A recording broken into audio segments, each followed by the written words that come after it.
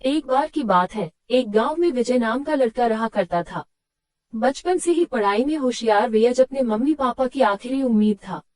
विजय के दादा ने अपने समय में बहुत कर्ज ले लिया था, जिसको चुकाने में पापा की पूरी जिंदगी मजदूरी में निकल गई। उनके पास थोड़ी सी जमीन थी जिससे उनका गुजारा हो रहा था। पापा की तबीयत मजदूरी करने से खराब रहती थी, पर पापा विजय को इस बात का एहसास नहीं होने देते थे। विजय को पढ़ाई में इतना होशियार देखकर उसके मम्मी पापा ने हर वह काम किया जिससे वह विजय को पढ़ा पाए। विजय की कॉलेज की पढ़ाई खत्म हो गई थी और वह एक छोटी सी नौकरी करने लगा, जिससे उसका खर्चा निकल जाता और साथ में वह कलेक्टर बनने की तैयारी भी कर रहा था। विजय अपने वक्त का एक मिनट भी फालतू नहीं गुजारता था। विजय ने पूरा समय पढ़ाई और नौकरी में ही लगा दिया। विजय के पापा को ये पता था कि वह कलेक्टर बनना चाहता है, इसलिए घर की हालत बहुत ज्यादा खराब होने पर भी उन्होंने विजय से कभी इस बात का जिक्र नहीं किया और न उसको अच्छी नौकरी करने के लिए कहा।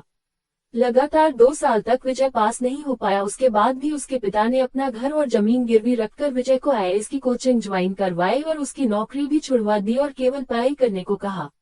विजय के पापा हमेशा उससे कहा करते, बेटा खेत और घर दोबारा आ जाएंगे पर कलेक्टर दोबारा नहीं बन सकते।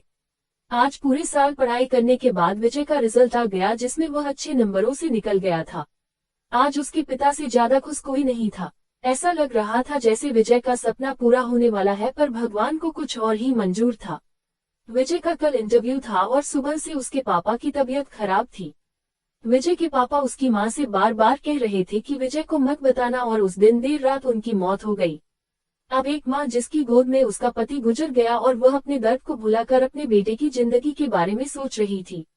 मां ने पड़ोसियों तक को इस बात का एहसास नहीं होने दिया कि उसका पति अब नहीं रहा। पूरी रात ऐसे रोई कि आवाज भी न निकले, और सुबह विजय जब इंटरव्यू देने जाने लगा तब मां और पापा के आशीर्वाद के लिए उसने मां को कॉल किया। मां ने पूरी हिम्मत लगा दी अपना सच छुपाने के लिए और विजय को आशीर्वाद दिया। और जब विजय ने पापा से बात करने को कहा तो मां बोली, पापा अब तुमसे बात नहीं करेंगे, वह कलेक्टर से बात करेंगे। इतनी बात करके मां ने फोन रख दिया। विजय का जब इंटरव्यू हो गया तब उसे बताया गया कि उसके पिता की तबीयत खराब है, उसको तुरंत घर जाना है। विजय को एक पल नहीं लगा अपने पिता की हालत समझने में। घर पहुंचकर पिता के पैरों में गिरकर वह जोर जोर से रोने लगा और कहने लगा, पापा उठो, देखो मैं कलेक्टर बन गया। आज उसके पिता को वह खुशी मिली थी जिसका उनको वर्षों से इंतजार था, पर आज वह इस दुनिया में नहीं थे। भगवान विजय के पिता की जिंदगी में सुख लिखना ही भूल गए थे। पहले वह अपने पिता के कर्ज में जिंदगी भर मजदूरी करते रहे और फिर बेटे के सपनों में फिर घर और जमीन गिरवी रखनी पड़ी। विजय की मां ने जो उस रात किया, जिसको करने का जज्बा बहुत कम लोगों में होता है। जब विजय कलेक्टर बनकर घर आया तब मां ने विजय से कहा, बेटा तुम आज इतने बड़े बन गए हो कि हजारों गरीबों का भला कर सकते हो। जब भी तुम्हारे सामने कोई गरीब मदद मांगने आए तो अपने पिता और मेरे बारे में सोचना। मैं तुम्हारे बराबर पढ़ी लिखी और समझदार तो नहीं हूँ, पर इतना जरूर जानती हूँ गरीब आदमी की बहुत मजबूरी होती है। तुम कभी किसी का बुरा मत करना।